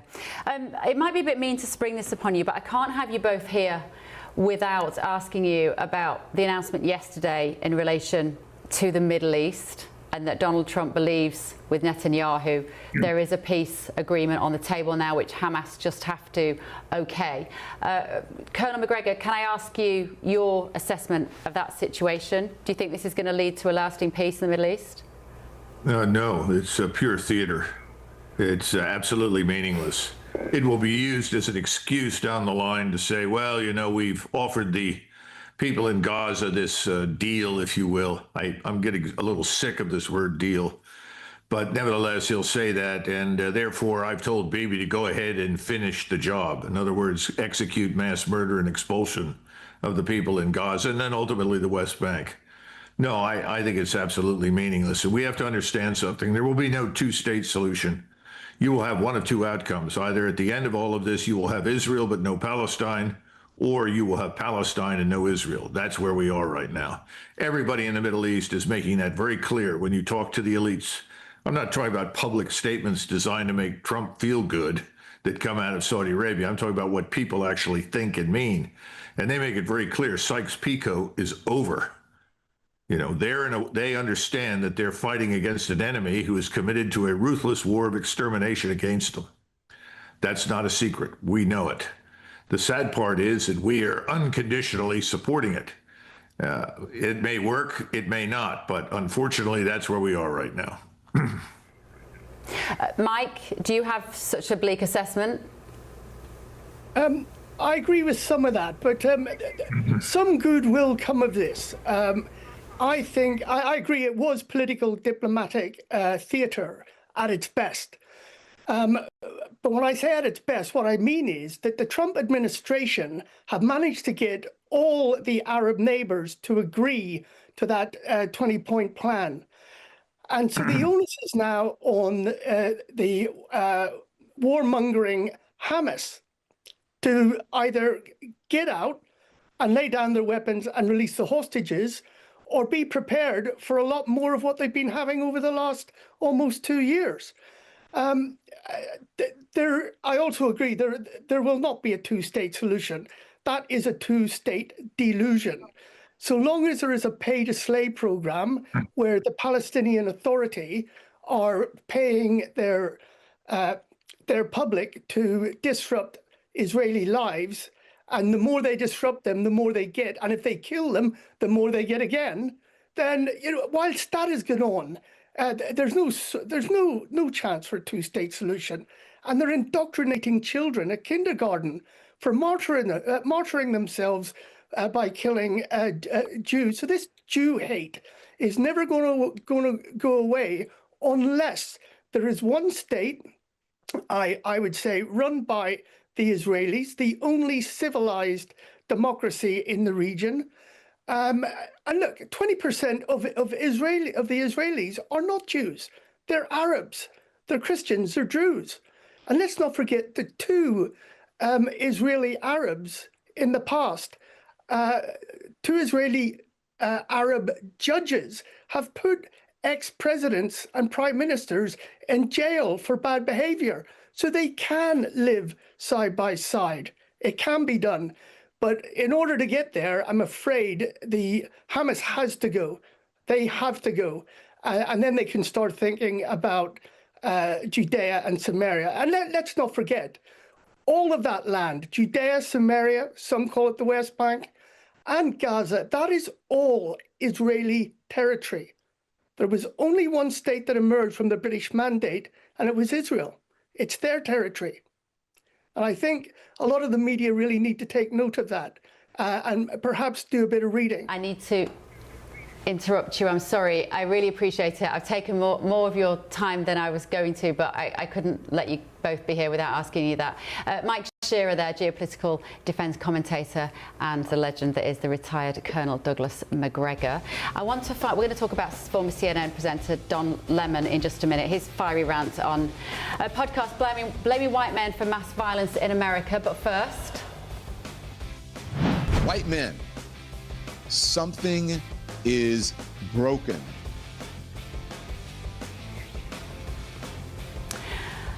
A California school board meeting erupted when activist Beth Bourne stripped to a bikini to protest transgender students in girls' locker rooms. This is a Late Show Live, only on GB News.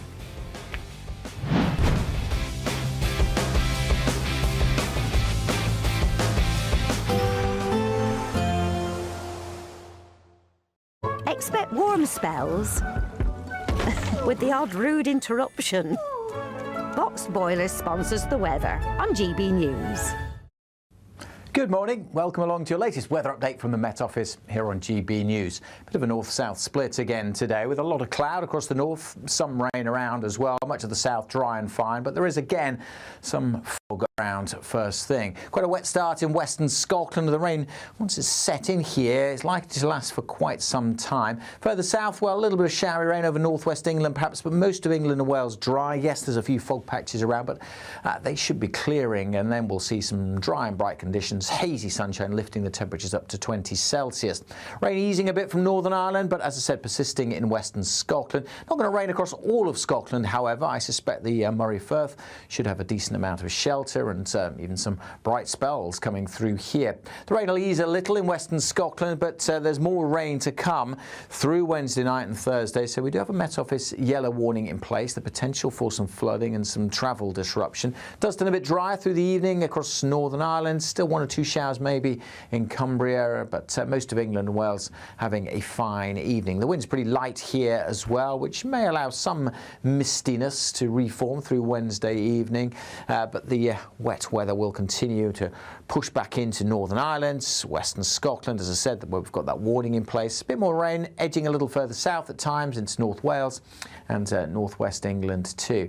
Further south it stays dry with some clearer skies. In the rural spots we could dip down to single figures, but a very mild night across Scotland and Northern Ireland with that cloud and the strengthening wind, which will again be a feature of Thursday's weather. Again, the rain may ease for a time in Western Scotland, but look at this, another pulse of rain tomorrow morning for Northern Ireland. That spreads back into Western Scotland. This could really be quite heavy and last through Thursday night into Friday morning, so again the potential for flooding and disruption, whereas again a good part of England and Wales looking dry and bright tomorrow with temperatures in the high teens. Expect warm spells with the odd rude interruption. Box Boiler sponsors the weather on GB News.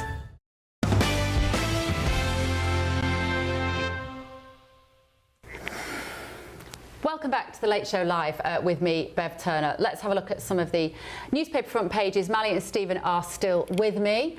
Thank you, gentlemen. I want to also can you just tell me, first of all, what did you make of that conversation then about the Middle East and about, I thought that was absolutely fascinating, of what Colonel McGregor was saying. It's all theatre. We know what's going to happen. And then you've got the much more conventional military experts saying, you know, it should hopefully help. McGregor's perspective was a breath of fresh air, a reminder that all this talk of peace deals and peace in the Middle East, this is not a thing that has ever happened and that will ever be brought into being.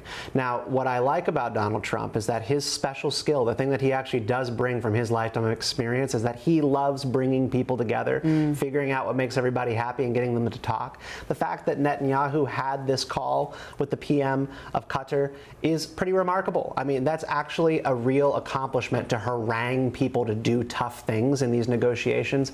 But this is theater, and we're going to see this backslide. Yeah, I would say I have a pretty pessimistic take on it, just because I feel that Benjamin Netanyahu's internal and domestic politics right now do not give him a lot of space to come to a deal. We know he has folks in his coalition government on the far right who do not want him to reach a deal and they want him to go further. I think, you know, I have a lot of disagreements with President Trump, but if Netanyahu listened to Trump more on this, they would have a deal. The problem is Netanyahu's politics are constraining it, and I think as long as that's the case, we're going to continue to have 40% of Americans at this point, according to the latest Siena poll, think that Israel is intentionally targeting civilians in the Gaza Strip.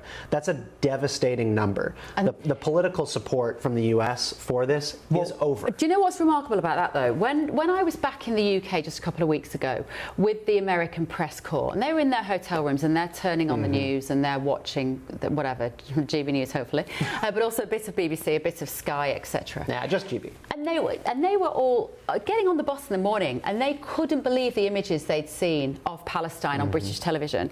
And they said in the US, we never see that. We see these pulled out shots of what look like a building site with rubble, but we don't see children with limbs off. You know, I mean, they were shocked by the images we get in the UK. I feel like Steve and I will have some agreement here, which is Israel historically had bipartisan support in the U.S. Sure, you could argue one party was maybe more pro-Israel than the other, but bipartisan support. Israel's recent actions have splintered that. You saw it with Biden. I was on the campaign. We would be protested at every event, even when Harris was the nominee. And then you see it now on the right with Charlie Kirk before his assassination, Candace Owens, members of Congress saying, we need to rein in Israel. And I believe we should have an Israeli state, but I also believe this current government is imperiling their safety by hurting their standing with America, their staunchest ally in both parties. Okay, right, let's have a look at those front pages now from the UK, where we still read newspapers, which I know comes as a surprise to a lot of people here in America, but we do. The Guardian is leading with this: decency or division. Britain faces an era-defining choice, says the Prime Minister. Then he went on to call Nigel Farage a racist, so make of that what you will. The Metro are going with Prime Minister says snake oil Farage wants Britain to fail. I mean, I find that hard to believe. The I leads with two-child benefit cap will be lifted in Reeves' budget, so that's more of the taxpayers' money being given away. So how is she going to make that back? The Washington Post leading with the government shutdown is set to begin overnight as Congress hits an impasse. We had a little explanation of that from my American guests just earlier, and it basically means that a lot of the state-offered services won't happen, like the gates to the national parks being open, right, Steve? An important factor, it also gives the Trump administration an opportunity to permanently fire a lot of federal employees. They're dying for this opportunity. And the New York Post is leading with this. Donald Trump saying that Harvard will run new trade schools as part of grant deal. Nice. Then their sins are forgiven. What does that mean, Stephen? Well, you were talking about the trade schools issue. I mean, at this point, there has never been such low support for getting a college education in America. We're seeing record lows in terms of people's belief that it is worth it for them to actually pursue a higher education Same degree. in the UK. Yeah, I mean, 75% of young people, and this number has been pretty consistent for a long time, say they want to go to college. But the question of is it worth it is completely different. And this is a positive development. Mally and I are part of the generation that was the peak of boomers and Gen Xers telling us we had to go to college in order to be successful. Now we're seeing that come back down and people getting back to, there are other things I can do with my talents. So interesting that is, because let's bring in Paul Cox from London. Paul, thank you for joining us at this hour. Paul, I think that's so interesting because we're seeing the same thing, and we heard it on the stage today, didn't we, with Keir Starmer, talking about the fact that, oh, you don't all have to go to university anymore. It was Tony Blair that wanted 50% of you to do it, but I only want 2/3 of you to probably go to university or do an apprenticeship. Why has that happened, Paul? Look, I think I'm quite conspiratorial about this, actually. Quite clearly it started in about 1997 with Tony Blair, and I believe it was Fabian in many ways. They knew what they were trying to grow in terms of our economy. If you invite absolutely everybody to go to tertiary higher education, you are going to open up, essentially you're going to open up as many higher education facilities as you possibly can, and you're going to need people to attend those. It's not just British pupils. That most of the pupils, a lot of the pupils now are foreign pupils, and we've built a mini industry which requires immigration. And I think Tony Blair and Gordon Brown always knew what they were planning to do, and they were flooding the UK with immigration. Now, I'm not saying they were doing that to denigrate the UK, but what I am saying is they believed, wrongly in my opinion, that they were growing the economy based on foreign labour. And here we are now in 2025, zoomed forward 30 years. We cannot cope. Our infrastructure doesn't work, and we don't know what to do. And now on top of that, we've got illegal immigration. So I think it starts right back then by telling people they must go to university in order to succeed in life, and it was a nonsense. Well, thank you, Paul. I mean, we mentioned the Fabian Society, so this is something that's only just made it onto the kind of mainstream sort of consciousness recently. It's this idea that Keir Starmer and various other politicians, I mean, a lot of them, Paul, actually, are members of what is called the Fabian Society, a very socialist organisation. Wolf in sheep's clothing is their motto. This isn't something, is their logo, sorry. It isn't actually something that the government themselves are talking about, but people are identifying this because we're looking at how can they be causing this much harm to the country. So we're going, well, what is their ideology? It's pure old-fashioned socialism verging on communism, Mally. It's hard left politics. Well, look, I mean, I feel like if that is a perception that sticks for him, that's going to be trouble in the UK. I mean, in the US, you have some cities like New York where they're about to potentially elect a socialist.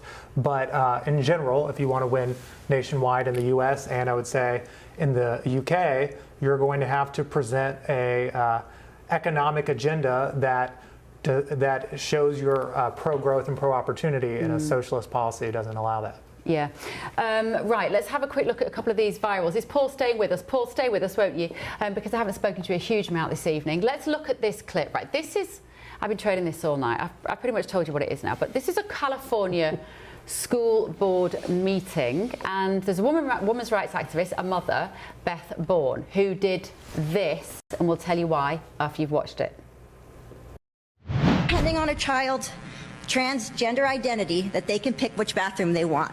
So we have, right now at this school district, we have children self-identifying into different bathrooms. This is allowed. No. We're going to recess. I have my baby. I'm going to finish my comments, or you are violating my First Amendment right. I am putting on my uniform. disrupting. I love that, gentlemen. Direct action. This is America. This is America.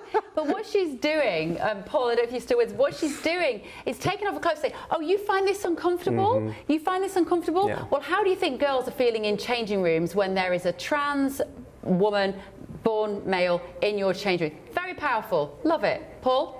Yeah, incredibly powerful. And, you know, it's almost a shame, as amusing as this is, as entertaining as that was to watch, it's a shame that we've got to the point now where a woman feels like she needs to undress in front of a group of liberal ideologues to prove what a woman is. And if it, do you know what, if it did make them feel uncomfortable, good. It's about time they started feeling uncomfortable, because they can make these decisions in rooms that look like that, lovely wooden cladded walls, all sorts of ideology going on, and at the end of the day, it really does affect the people, and particularly young girls and women, in locker rooms and changing rooms all over the US and the UK. Go on, Stephen, you want to say something? Feminism has gone through many phases since the 1960s. This reminds me, just this general idea of I'm going to take off my clothes and you're going to look at my body, all this kind of stuff. Second wave feminism, the kind of women who go out naked on the streets and go like, breasts are not a crime. Yeah. And this kind of new wave that we're in right now is antithetical and hostile to the female body and to femininity in general. It's very old school. I like it. I like it too. Okay, let's talk to Kinsey Schofield now. I'm delighted to say Kinsey is joining us this evening to talk to me about Prince William. Kinsey, how are you? Good to see you. Thank you for joining me on Late Show Live from Washington. Right, what has Prince William been saying and why has it grabbed the headlines? Absolutely. Prince William's opening up about how much he still feels the presence of his late grandmother, Queen Elizabeth II, around Windsor Castle. It was a sweet conversation with actor Eugene Levy on a new Apple Plus series where William said, I do miss my grandmother and my grandfather. It's been quite a bit of a change, particularly being in Windsor. For me, Windsor is her. She loved it here. She spent most of her time here. He went on to tell Eugene Levy that showing him around Windsor Castle, he just wanted to make sure he was doing it the right way, a way that she would have wanted. It was such a tender moment from William, who was not only honoring her memory, but also carrying her values forward. It's exactly the kind of thoughtfulness and sense of duty that Queen Elizabeth would be proud of. Let's have a quick look at it, shall we? And people will recognise the actor Eugene Levy from American Pie famously. Here it is. Do you miss your grandmother? I do, actually, yeah. I do miss my grandmother and my grandfather. Yeah, it's been quite a bit of change. So you do sort of, you think about them not being here anymore. Yes. And particularly being in Windsor. For me, Windsor is her, so she loved it here. She spent most of her time here. Showing you around today is very much a case I'm trying to make sure I'm doing it the way she'd want you to see it. She had her horses here as well, as you can imagine, was a big deal for her. So that's why she loved it here. And Kinsey, what's the programme? Is it a Netflix series? What was he talking on? This is The Reluctant Traveler on Apple Plus, where Eugene Levy travels the world, you know, kind of bucket list. But it's so fun, especially here in the States. I'm sure you're recognizing this as you're new to the state. Support for Prince William, you know, it crosses political divides. Polling from 2023 and 2025 show William is more popular with Americans than most of our U.S. political figures. So it's a treat for us to get this access to him and to see him speak so openly and lovingly about his grandmother. Yeah, it's very sweet. And also the fact that he said, and my grandfather, because it's easy to forget. When your nana was the queen, it's easy to forget that you also had a grandfather. Kinsey Schofield, it's lovely to see you. Thank you so much for joining us this evening. Gentlemen, Stephen Malley, Prince William, thoughts? Strong thoughts. I like him.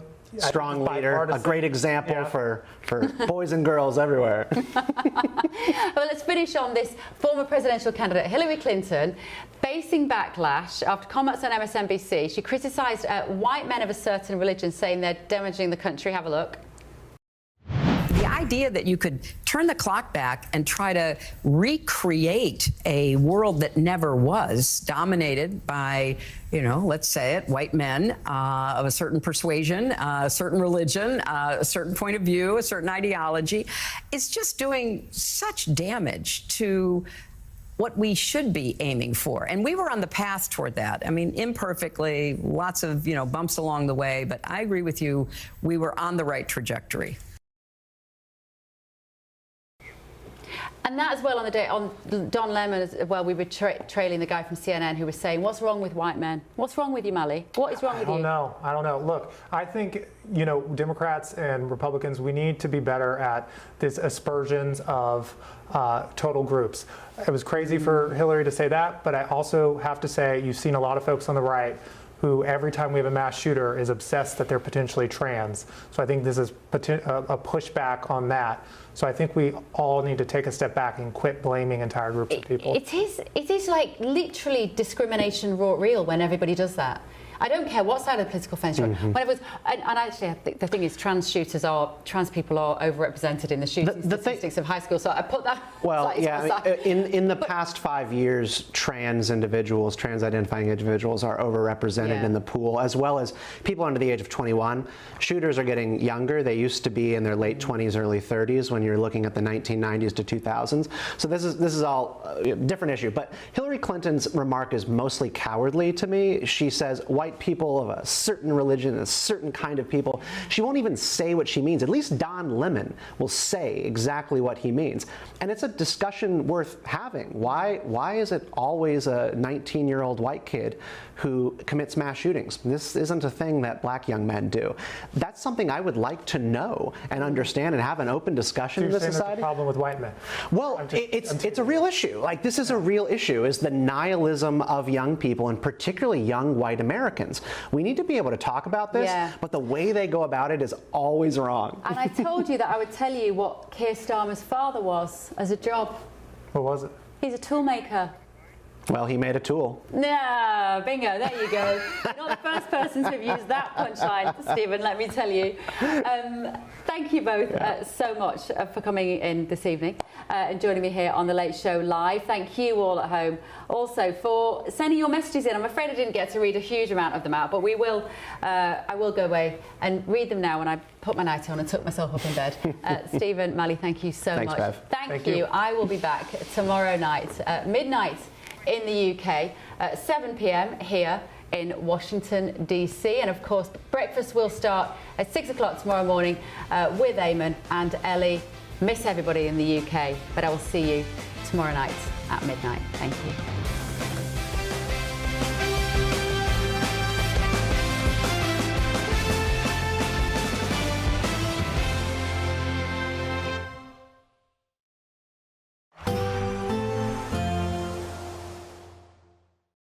Today, clouds overhead, total zen within.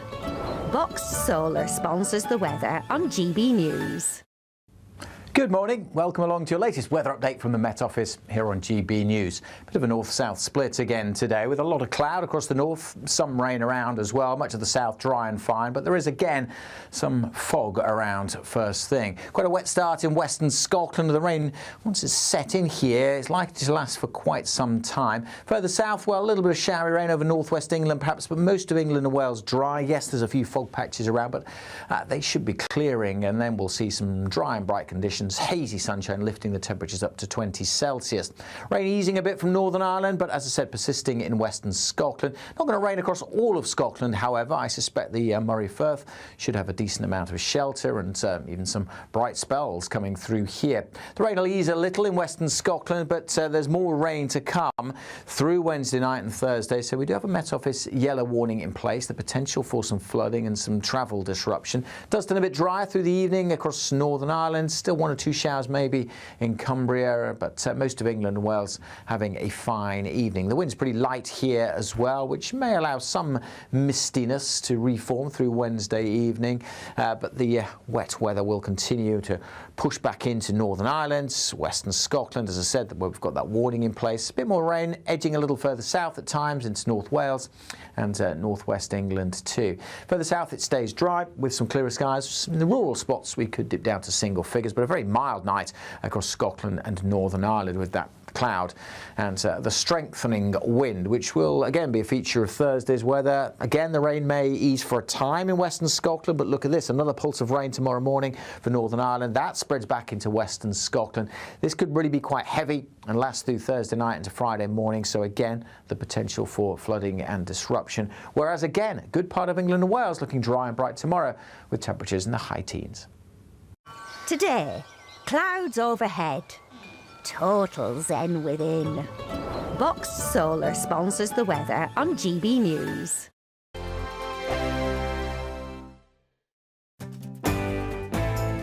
I'm Andrew Pearce. This is GB News, the People's Channel, Britain's news channel. Westminster's full of talk, but out here, it's the real world. Am I allowed to talk then? No, that's it. This is where it matters, real people and real lives. That's what politics is all about. In fact, has Trump made a good start? No. Straight answers, no spin, and just a couple of pints. How many fingers have I got up? About 10. So join me for Lee Anderson's Real World every Friday at 7 p.m. only on GB News. The People's Channel, Britain's news channel. At GB News, we love to hear from you, our loyal community. So drop us a line at gbnews.com/yoursay. There you can talk to each other and also to the presenters live on air. gbnews.com/yoursay, because GB News is your channel, Britain's news channel. In the GB Newsroom, we bring you the news as it happens. With our team of dedicated journalists across the UK, we're ready to keep you up to date with what's happening every half an hour, every single day. Bulletins here on GB News, the People's Channel,